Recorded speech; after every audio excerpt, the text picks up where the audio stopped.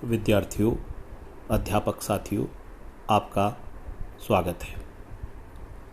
आज हम BA 4 same Hindi साहित्य के पहले प्रश्न पत्र छायावादोत्तर हिंदी कविता के अंतर्गत अपनी बातचीत मुक्तिबोध पर केंद्रित कर रहे हैं। पिछले व्याख्यान में हमने मुक्तिबोध की पाठ्यक्रम में आधारित संकलित कविता भूल गलती का पाठ और उस पर संक्षेप में बातचीत की थी।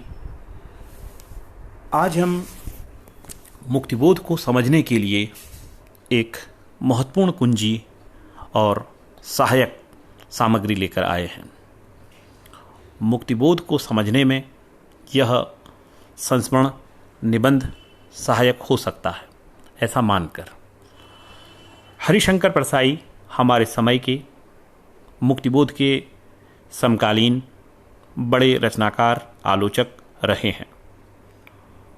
उनका एक प्रसिद्ध निबंध संग्रह है शिकायत मुझे भी है।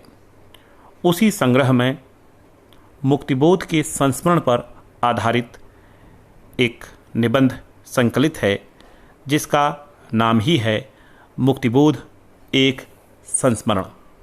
विद्यार्थियों, यदि आप इस रचना को सुनते हैं तो व्यक्ति मुक्तिबोध, रचनाकार, आलोचक, इतिहासकार मुक्तिबोध की सतह की गहराइयों और उसकी व्यापकता को आप आसानी से समझ सकते हैं। इसी प्रयोजन के लिए यहाँ हरिशंकर परसाई की इस निबंध रचना का पाठ किया जा रहा है। जैसा कि बताया गया, निबंध का नाम है मुक्तिबोध एक संस्मरण। भोपाल के हमीदिया अस्पताल में मुक्तिबोध जब मौत से जूझ रहे थे, तब उस छटपटाहट को देखकर मोहम्मद अली ताज ने कहा था, उम्र भर जी के भी जीने का न अंदाज आया, जिंदगी छोड़ दे पीछा मेरा मैं बाज आया। जो मुक्तिबोध को निकट से देखते रहे हैं जानते हैं कि दुनियावी अर्थों में उन्हें जीने का अंदाज कभी नहीं आया, वरना यहाँ ऐसे उनके समकालीन खड़े हैं जो प्रगतिवादी आंदोलन के कंधे पर चढ़कर नया पथ में फ्रंट पेजित भी होते थे। फिर पंडित द्वारका प्रसाद मिश्र की कृष्णायन का धूप दीप के साथ पाठ करने फूलने लगे। जब जनसंघ राजमाता की जय बोलकर फल रहे हैं। इसे मानना चाहिए कि पुराने प्रगतिवादी आंदोलन ने भी मुक्तिबोध का प्राप्य नहीं दिया, बहुतों को दिया। कारण जैसी स्थूल रचना की अपेक्षा उस समय की जाती थी, वैसी मुक्तिबोध करते नहीं थे। न उनकी रचना में कहीं सुर्ख परचम था, न प्रेमिका को प्रेमी लाल रुमाल देता था, न वे उसे लाल चूनर पहनाते थे। वे गहरे अंतर्द्वंद्व और तीव्र सामाजिक अनुभूति के कवि थे। मज़े की बात तो यह है कि जो निराला की सूक्ष्मता को पकड़ लेते थे, वे भी मुक्तिबोध की सूक्ष्मता को नहीं पकड़ते थे। दूसरी तरफ वे लोग उनके पीछे विहंट लगाए थे। उनके ऊबड़ खाबड़पन से आभिजात्य को मतली आती थी। वे उनके दूसरे खेमे में होने की बात को इस तरस के साथ कहते थे जैसे a good fan fallen among Fabians. ऐसा भी नहीं है कि मुक्तिबोध को समझने वाले लोग नहीं थे, पर निष्क्रिय ईमानदार और सक्रिय बेईमान मिलकर एक षड्यंत्र सा बना लेते हैं। मज़े की बात यह है कि प्रगतिवादी सत्ता प्रतिष्ठान के नेता भी, जिन्हें प्रतिक्रियावादी कहते थे, उन्हीं की चिरौरी करके उन्हें अपने बीच सम्मान से बिठाकर रिस्पेक्टेबिलिटी प्राप्त करते थे, मगर जो अपना था उसे अवहेलित करते थे। वह तो अपना है ही, उसकी नियति तय है, वह कमबख्त कहाँ जाएगा। पूर्वी यूरोप से साहित्य के आयात निर्यात की जो फर्म है उसके माल की लिस्ट में भी मुक्तिबोध की एक लाइन नहीं थी। हाँ, उन्हें बराबर भेजा जाता था जिन्हें घर में फासिस्ट कहा जाता रहा है। मुझे याद है जब हम उन्हें भोपाल के अस्पताल में ले गए और मुख्यमंत्री की दिलचस्पी के कारण थोड़ा हल्ला हो गया, पत्रकार मित्रों ने प्रचार किया, तब कुछ लोग जो साहित्य की राजधानियों के थे वहाँ से बढ़कर आए थे, यह कहते थे कि हम प्रांतीयता से ग्रस्त लोग उसे हीरा बना रहे हैं। हम लोग प्रोविंशियल संस्कार के लोग कहलाते थे। प्रोफेसरान और ऊंचे लेखक उन्हें देखने शुरू में इसलिए नहीं आते थे कि कहीं प्रयाग, दिल्ली और कलकत्ता में बदनामी न फैल जाए कि हम प्रोविंशियल में दिलचस्पी ले रहे हैं। प्रयाग और दिल्ली वालों ने जब गेट पास दे दिया और अदीब ने टाइम्स ऑफ इंडिया में अंग्रेज़ी में तारीफ़ कर दी, तब इनका दिलचस्पी लेने का साहस बढ़ा। बाद में तो लेख के शुरू में मुक्तिबोध की पंक्तियां मंगलाचरण के रूप में लिखने लगे। बंदे वाणी विनायकऊ होने लगा। उनकी मृत्यु के बाद फूल बांटने की झपटा झपटी में कबीर की चादर की बड़ी फजीहत हुई। यह सब बाय द वे। मुझे तो नामवर जी से कुछ संस्मरणात्मक लिखने को कहा है। संस्मरणात्मक कुछ भी लिखने में अपने को बीच में डालना पड़ता है। संस्मरण की यह मजबूरी है, यह सावधानी बरतते हुए कि उनके बहाने अपने को प्रोजेक्ट न कर दूं, कुछ चीज़ें लिखता हूँ। गो सफल संस्मरण का वही गुण है जिससे मैं बचना चाहता हूँ। जबलपुर में जिस स्कूल में मुक्तिबोध ने नौकरी की थी उसी में बाद में मैंने की। अपनी मुदर्रिसी का वह आखिरी दौर था। उनकी मास्टरी भी उसी अहाते में ख़त्म हुई थी। पुराने अध्यापक उनकी बात करते थे। साहित्य में बल्कि पत्रकारिता में मेरा प्रवेश तब हो चुका था। सुनता था यहाँ तार सप्तक वाले मुक्तिबोध रहते थे। उन्होंने प्रगतिशील लेखक संघ की स्थापना की। फिर वे नागपुर प्रकाशन विभाग में चले गए। तब मुक्तिबोध की नई जवानी थी। छरहरे खूबसूरत आदमी थे। तब का उनका एक चित्र है जो राष्ट्रवाणी के मुक्तिबोध अंक में छपा है। बड़ी बड़ी गहरी भावुक आंखें हैं, नाक बहुत सेंसुअस है। शरीर पर सूख जाने पर भी मुक्तिबोध की आंखें धुंधली नहीं हुई, सूखा चेहरा भी खूबसूरत रहा। मैं कुछ लिखने लगा था, वे देखते रहती थी। मित्रों ने भी बताया होगा, मैं नागपुर शिक्षक सम्मेलन के सिलसिले में गया था। मित्र मुझे उनसे मिलाने शुक्रवारा स्थित शायद उनके मकान पर ले गए। सच कहूँ मुझे मुक्तिबोध से डर लगता था। मित्रों प्रशंसकों में वे महागुरु कहलाते थे। एक आतंक मेरे ऊपर था। मैं अपने अज्ञान में सिकुड़ा सिकुड़ा पहुंचा। वे दरी पर पालथी मारे बैठे थे, पास पानी का लोटा और उस पर प्याला। हम लोग दूरी पर बैठ गए। मुझसे बोले, आइए साहब। निहायत औपचारिक दो चार मामूली बातें हुई। यह जानकर कि मैं शिक्षकों के श्रम संगठन से काम से आया हूँ, उन्होंने आंखें फाड़कर गौर से देखा। मुझसे न लिखने की बात की न कोई तारीफ।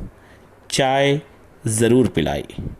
आगंतुक के बहाने खुद चाय पीने का मौका वे चूकते नहीं थे। यह मुलाकात बहुत सूखी रही। मुक्तिबोध मुझे शंका से देख रहे थे, जांच रहे थे। वे एकदम गले किसी से नहीं मिलते थे। प्रकृति से वे शंकालु थे। किसी को जैसा का तैसा स्वीकार नहीं करते थे। बाद के कटु अनुभव और अकेलेपन ने यह शंका की प्रवृत्ति और बढ़ा दी थी। राजनांद गांव में तो वे कई लोगों की कल्पना में न जाने कैसी तस्वीरें बनाकर परेशान हुआ करते थे। दिल्ली, कलकत्ता, प्रयाग के बहुत से लोगों की इतनी अतिरंजित तस्वीर वे बनाते थे कि लगता ये सब विकट शैतान हैं, जबकि वे अपने काम में लगे तटस्थ लोग थे।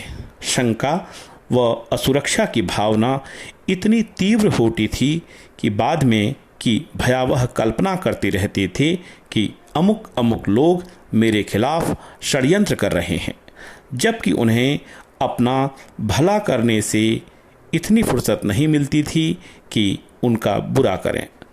उनके मित्रों को शायद यह नहीं मालूम कि मुक्तिबोध कभी न कभी भयंकर शैतान के रूप में उनकी कल्पना कर चुके हैं। सामान्य आदमी का वे एकदम भरोसा करते थे, लेकिन राजनीति और साहित्य के क्षेत्र के आदमी के प्रति शंकालु रहते थे। कोई सहज ही उनके समीप होना चाहता या उनकी मदद करना चाहता तो वे सशंकित हो जाते। कहते, पार्टनर, इसका इरादा क्या है? ज्यों-ज्यों उनकी मुसीबतें बढ़ती गईं, ज़्यादा कड़वे अनुभव होते गए, उनके कई विश्वसनीयों का चारित्रिक पतन होता गया, उनकी शंका बढ़ती गई। वे अपने को असुरक्षित अनुभव करने लगे। अंत के 1-2 साल तो वे अपने चारों तरफ डर के कांटे लगाकर जीते थे। उन्हें लगता कोई भयंकर षड्यंत्र चारों तरफ से उन्हें घेर रहा है।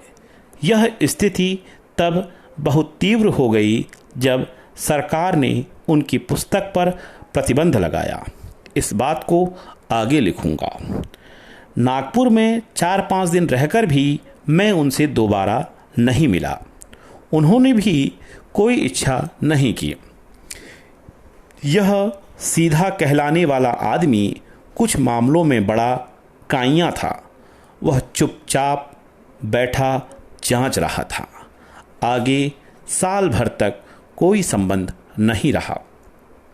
एक दिन नया खून का ताज़ा अंक खुला तो 3 कॉलम की एक टिप्पणी का शीर्षक था, थॉट और परसाई की स्पिरिट में अंतर है। टिप्पणीकार गजानन माधव मुक्तिबोध। मेरी एक कहानी का अनुवाद थॉट में छपा था। मुक्तिबोध ने थॉट की राजनीति बतलाई थी और मेरी कहानी को जैसे मिसफिट कहा था। चेतावनी थी कि ये पत्र प्रचार और पैसे का लोभ देकर कैसे किसी बनते लेखक को फंसाते हैं। मेरी उस कहानी का अर्थ थॉट ने साम्यवादी व्यवस्था में रेजिमेंटेशन के संदर्भ में लगाकर छापा था। यह मेरी एक फैंटेसी को 5 जन्य ने पौराणिक कथा समझकर धर्मार्थ उद्धृत कर लिया था। अपनी समझ का उपयोग करने का हर एक को हक है। मैंने उन्हें नहीं लिखा, वे भी चुप रहे। सालेक बाद जब वसुधा निकालने की योजना बनी तो मैंने उन्हें पत्र लिखा। वे भरे बैठे थे। बड़ा लंबा पत्र आया। लिखा था कि नया खून की उस टिप्पणी के बाद यहाँ के लोगों ने मुझसे बार बार कहा कि आपको बहुत बुरा लगा है। मैं दूर हूँ, लोगों से संपर्क होता नहीं है, सुनता रहता हूँ, सोचा सीधे आपसे बात कर लूँ। मैं साफ बात करना पसंद करता हूँ। आप मुझे साफ बताइए कि उस टिप्पणी से आपको बुरा लगा। मैं समझ गया। मेरी उनकी निकटता को घटित न होने देने में किन्हीं लोगों ने अपना फ़ायदा देखा होगा। अपना फ़ायदा देखने का भी हर एक को हक है। बाद में पता चला कि इन लोगों ने अपने समकालीनों के लिए खुफिया विभाग भी खोल रखा था और जगह जगह एलची नियुक्त कर रखे थे। हमारे मित्र प्रमोद वर्मा जब तबादले पर जबलपुर आए तब उन्हें हेड ऑफिस से चिट्ठी मिली थी कि यहाँ किससे संबंध रखना और किससे नहीं। इस बारे में अमुक से हिदायत ले लो। प्रमोद ने लिख दिया था कि शत्रु और मित्र मैं खुद बनाता हूँ। उस चिट्ठी को मुक्तिबोध के सामने हम लोगों ने पढ़ा और खूब हंसते रहे। खैर, ये स्थानीय मधुर पॉलिटिक्स की बातें हैं, मगर परिवेश से कटकर आदमी रह नहीं सकता। मुक्तिबोध जैसे पारदर्शी सच्चाई के सरल आदमी को अपने आसपास की यह अविश्वसनीयता और अकेलापन दे देती थी। कामायनी पुनर्विचार को छापने के लिए एक पुस्तक विक्रेता मित्र शेष नारायण राय राजी हो गए थे। वे पेशे से प्रकाशक नहीं हैं, पैसा लगा देने को तैयार थे। मुक्तिबोध जी पर उनकी श्रद्धा थी। तब मुक्तिबोध को कोई प्रकाशक नहीं मिलता था। पुस्तक का कंपोजिंग चल रहा था। तब वे जबलपुर आए। 3 दिन हो गए, पर उन्होंने न किताब की बात की, न राय से मिलने की इच्छा। पहले तो रात दिन पुस्तक छपने की लौ लगी रहती थी। अब यह विराग। मैंने कहा, आप प्रकाशक से तो मिल लीजिए, वे यहीं पास में रहते हैं। मुक्तिबोध खिन्न भाव से बोले, मिल लेंगे पार्टनर, कोई उससे मिलने थोड़ी ही आए हैं। मैंने कहा, सच बताइए, मामला क्या है? वे बोले, अब तो पांडुलिपि दे ही चुके। अमुक साहब कह रहे थे आप बुरे फंस गए। वह राय तो बहुत खराब आदमी है। खैर, मैंने राय से कहा। राय हंसा, कहने लगा, वही साहब मुझसे कह गए कि तुम पैसा पानी में डाल रहे हो, उस किताब को कौन खरीदेगा। मुक्तिबोध उनका विश्वास करते थे। वे बड़े हैरान हुए, कहने लगे, आखिर उसने ऐसा किया क्यों? बाद में राय ने उन्हें रुपए पेशगी में दिए। दुकान से वे कुछ किताबें भी ले गए। बहुत गदगद थे। ऐसे मौक़ों पर वे बच्चे की तरह हो जाते थे। वाह पार्टनर, आपका यह राय भी मज़े का आदमी है। इसने इतने रुपए दे दिए। अगर उन्हें किसी से मुश्किल से 100 रुपये मिलने की उम्मीद है और वह 200 रुपये दे दे तो वे चकित हो जाते। कहते, पार्टनर, यह भी बड़े मज़े की बात है। उसने तो 200 रुपये दे दिए, इतने रुपए कोई कैसे दे सकता है? इस पुस्तक का वे अपने ऊपर एहसान मानते थे। राजनांद गांव से उन्होंने राय को अंग्रेजी में ऐसी चिट्ठी लिखी जो कोई लेखक प्रकाशक को नहीं लिखेगा। लिखा था, पुस्तक अच्छी छपनी चाहिए। मैं आपको लिख कर देता हूँ कि मुझे आपसे एक भी पैसा नहीं चाहिए, बल्कि आपका कुछ ज़्यादा खर्च हो जाए तो हर्जाना देने को तैयार हूँ। राजनांद गांव में वे अपेक्षाकृत आराम में रहे। शरद कोठारी तथा अन्य मित्रों ने उनके लिए सब कुछ किया, पर वे बाहर निकलने को छटपटाते थे। वे साल में 1-2 बार किसी सिलसिले में जबलपुर आते और खूब खुश रहते। रंगीन सपने में डूबते हुए कहते, पार्टनर, ऐसा हो कि एक बड़ा सा मकान हो, सब सुविधाएं हों, कोई चिंता न हो, वहाँ हम कुछ मित्र रहें, खूब बात करें, खूब लिखें पढ़ें, जंगल में खूब घूमें। फिर कहते कहते आप राजनांद गांव आइए, वहीं कुछ दिन रहिए। बहुत बड़ा मकान है, कोई तकलीफ नहीं होगी। No, I invite you. Muktibodh की आर्थिक दुर्दशा किसी से छिपी नहीं थी। उन्हें तरह तरह के क्लेश भी थे। भयंकर तनाव में वे जीते थे, पर फिर भी बेहद उदार, बेहद भावुक आदमी थे। उनके स्वभाव के कुछ विचित्र विरोधाभास थे। पैसे की तंगी में जीने वाला यह आदमी पैसे को लात भी मारता था। वे पैसा देने वाली पत्रिकाओं में लिखकर आमदनी बढ़ा सकते थे, पर लिखते नहीं थे। कहते अपनी पत्रिका में लिखेंगे, बस मुझे तो कागज़ आप दे दीजिए। यूँ वे बहुत मधुर स्वभाव के थे, खूब मज़े में आत्मीयता से बात करते थे। मगर कोई वैचारिक चालबाजी करे या ढोंग करे तो मुक्तिबोध चुप बैठे तेज़ नज़र से उसे चीरते रहते। उस वक्त उनके ओठ किसी बदमाश स्कूली लड़के की तरह मुड़ जाते, आपस में मित्रों में एकरस हो जाते। मगर तभी वर्ग चेतना जाग उठती, वे अजनबी होने लगते। जबलपुर आए तो मेरे घर पर एक मित्र हनुमान वर्मा से मुलाकात हुई। हनुमान कॉलेज में पढ़ाते हैं, खूब यारबाश आदमी हैं। 2-3 दिन खूब मज़े में उनसे मुक्तिबोध की जमती रही। फिर हनुमान अपने घर ले गया। वहाँ अच्छा सा सोफ़ा था, डाइनिंग टेबल भी थी। मुक्तिबोध को खटका लगा। वे शिष्ट व्यवहार करने लगे। लौटते वक्त रास्ते में मुझसे बोले, पार्टनर, इस आदमी से अपनी कैसे पट सकती है? उसका सोफ़ा देखा, डाइनिंग टेबल देखो, यह अपनी दुनिया का आदमी नहीं है। He belongs to a different world. मैंने कहा, कुछ 600-700 ही पाता है वह, अपनी ही दुनिया का आदमी है। पर यह बात गले उतरने में देर लगी। वर्ग चेतना के तीव्र बोध की 2-1 घटनाएं दिलचस्प हैं। मुझ पर एक प्रकाशक ने कॉपीराइट का मुकदमा चला दिया था। मुक्तिबोध आए हुए थे, दिसंबर का महीना था। भोजन करके वे सामने के मैदान में बैठे थे। मैं कचहरी जाने लगा तो पूछा, पार्टनर, मजिस्ट्रेट कौन है? मैंने नाम बताया। वे बोले, नाम से मालूम होता है कि वह नीची जाति का है।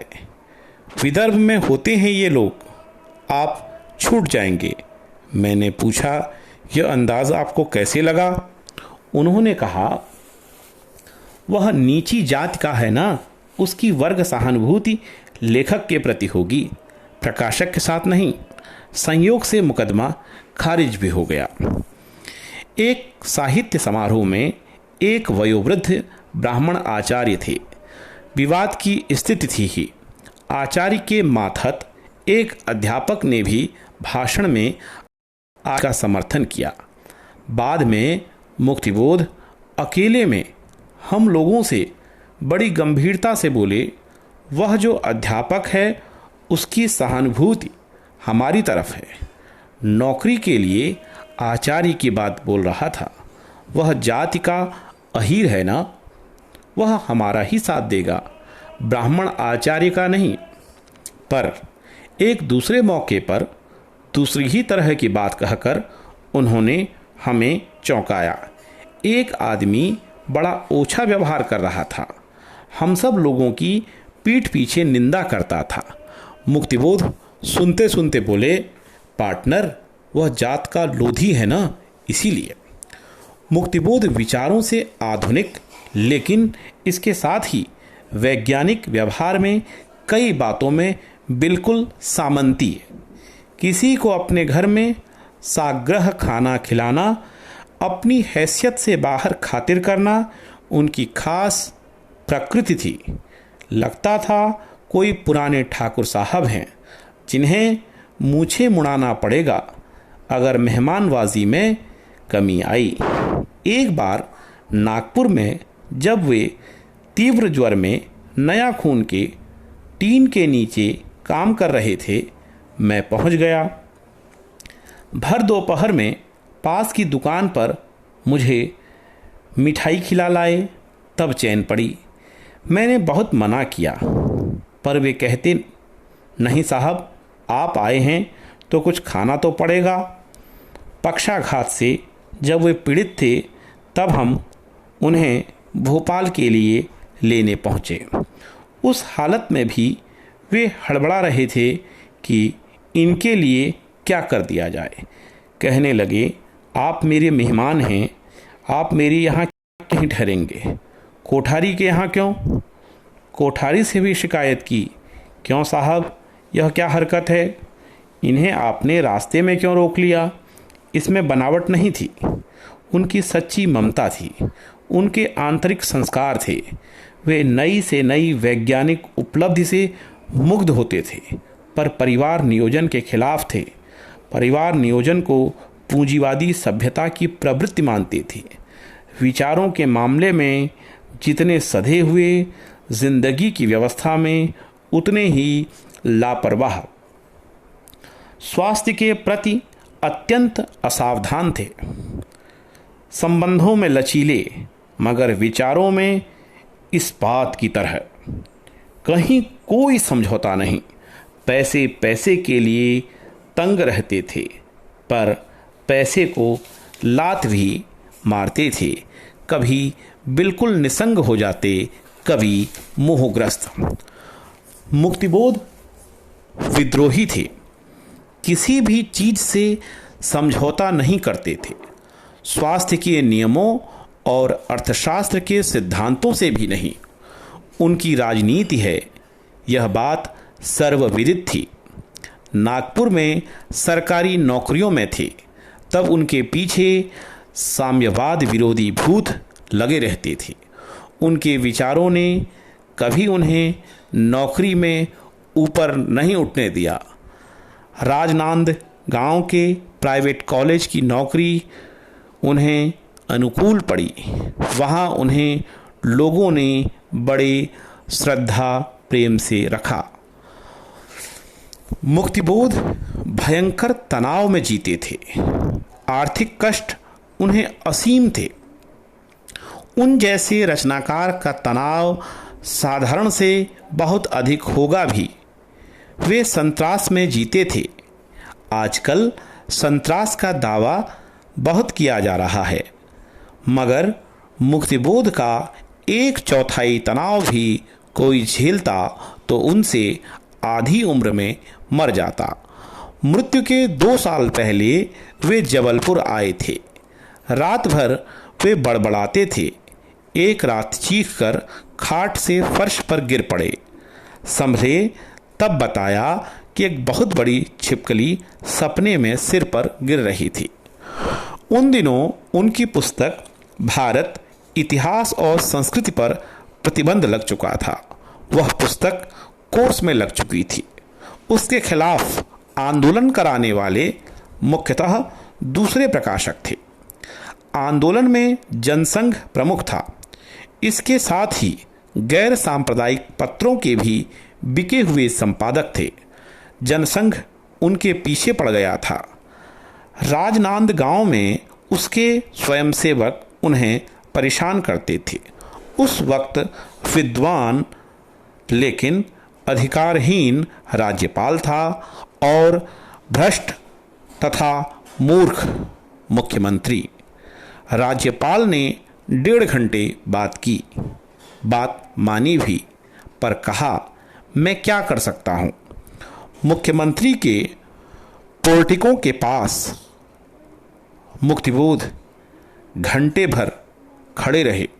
वह बंगले से निकला तो ये बात करने बढ़े। बात शुरू की ही थी कि बोला, उसमें अब कुछ नहीं हो सकता। उन्होंने कहा, पर आप मेरी बात सुन तो लीजिए। वह बोला, मेरे पास इतना वक्त नहीं है, मुझे ज़रूरी काम है। जबलपुर लौटे तो बहुत टूटे हुए और बहुत क्रोधित। वह आदमी चट्टान जैसा था, लेकिन इस घटना ने उनके भीतर भय और असुरक्षा की भावना पैदा कर दी थी। वे बेहद उत्तेजित थे। इस प्रतिबंध ने उनकी अपार क्षति हुई। यदि पुस्तक चलती तो उन्हें इतनी रॉयल्टी मिलती कि सारा संकट खत्म हो जाता।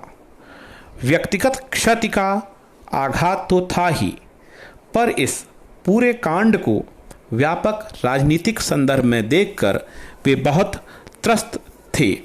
कहते थे यह नंगा फासिज्म है। लेखक को लोग घेरें, शारीरिक क्षति की धमकी दें, इधर सरकार सुनने तक को तैयार नहीं। अभिव्यक्ति की स्वतंत्रता जा रही है, गला दबाकर आवाज़ घोंटी जा रही है। अंधेरे में कविता का यही रचना काल है। उन दिनों मुक्तिबोध बहुत आशंकाग्रस्त थे। छोटी से छोटी बात उन्हें विचलित कर देती थी। चाबी जिस जेब में रखी होने की उन्हें याद थी, अगर वह उसी जेब में नहीं है तो वे ऐसे सशंकित हो उठते थे जैसे कोई बड़ा षड्यंत्र उन्हें घेर रहा है। उन दिनों वे बहुत उत्तेजित होकर घंटों बहुत ज़ोर से बोलते रहते थे। गले की नसें तनी हुई साफ दिखती थीं, कनपटी लौकती थी, दम भर आता था और वे डबल स्ट्रॉन्ग चाय की मांग करते थे। अंतिम बीमारी के महीने भर पहले वे जबलपुर आए थे। हाथ और पाँव में एक्जिमा था, पाँव सूजे हुए थे। वे नीम की बहुत सी पत्ती पीस कर साथ ले आए थे। सुबह घावों को धोकर नीम की पट्टी करते। बहुत दुर्बल हो गए थे, बहुत परेशान थे, पर शारीरिक और आर्थिक कष्ट की बात लगभग नहीं करते थे।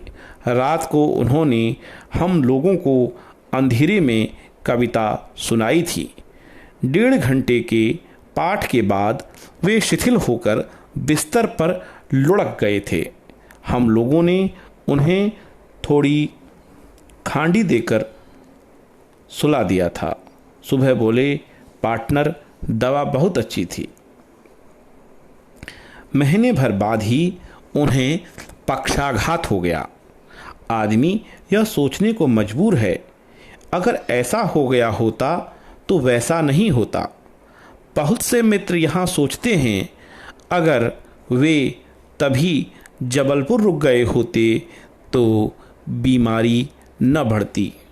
यहाँ मेडिकल कॉलेज में उन्हें कुछ दिनों के लिए भर्ती करा देने का हम लोगों ने तय किया था, पर उन्हें बीमार पिताजी से मिलने नागपुर जाना था।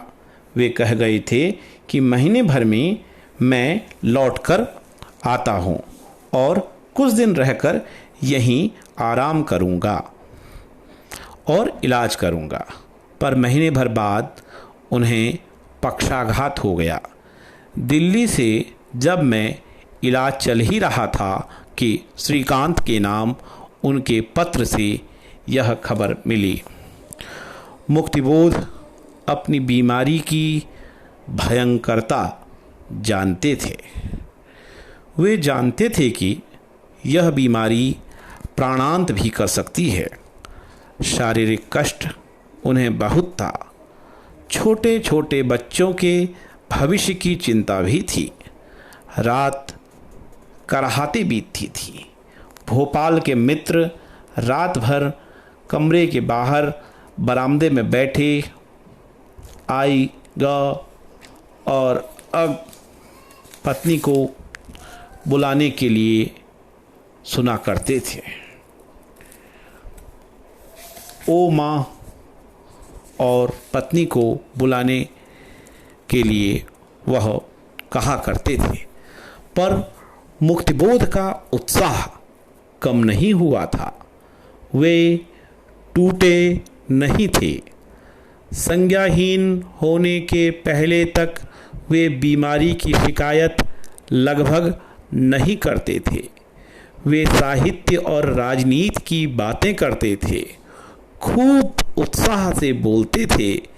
कभी हम उन्हें स्वास्थ्य के बारे में झूठा भरोसा दिलाते तो वे पलकें नीची करके कहते, हाँ पार्टनर ठीक तो हो ही जाएंगे। उनके भाव से हम समझने लगे थे कि आदमी जानता है कि ये लोग मुझे दिलासा दे रहे हैं। वे संकेत से बता देते थे कि मैं सब जानता हूँ, मुझे क्यों बहलाते हो। अपनी तरफ बढ़ती हुई मृत्यु को जो साफ देख रहा था, उसकी जिंदगी की जकड़ कम नहीं हुई थी। यह किसी भी तरह जीवन से अटके रहने का घटिया मोह नहीं था। ऐसा नहीं था कि जीवन के सारे संदर्भ कटकर सिर्फ आत्ममोह बचा हो। आत्ममोह अंतिम क्षण तक उस आदमी में नहीं आया। वह सिर्फ जीवन संदर्भों से उलझा हुआ था। सिगरेट और चाय के लिए अलबत्ता वे बालहट जैसा करते थे, बाकी अपने बारे में कुछ नहीं। नेहरू जी की तबीयत कैसी है, देश की राजनीति किस ओर से गुजर रही है, साहित्य में इन दिनों क्या चला हुआ है, यही सब बातें वे करते थे। पीड़ा होती तो कराह देकर वे फिर वैसे ही नॉर्मल हो जाते थे। बीमारी से लड़कर मुक्तिबोध निश्चित जीत गए थे। बीमारी ने उन्हें मार दिया पर तोड़ नहीं सकी। मुक्तिबोध का फौलादी व्यक्तित्व अंत तक वैसा ही रहा।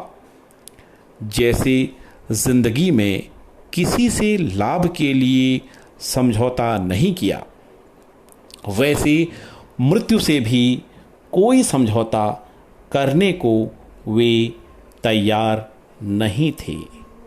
वे मरे, हारे नहीं। मरना कोई हार नहीं होती। धन्यवाद विद्यार्थियों, अध्यापक साथियों, श्रोताओं।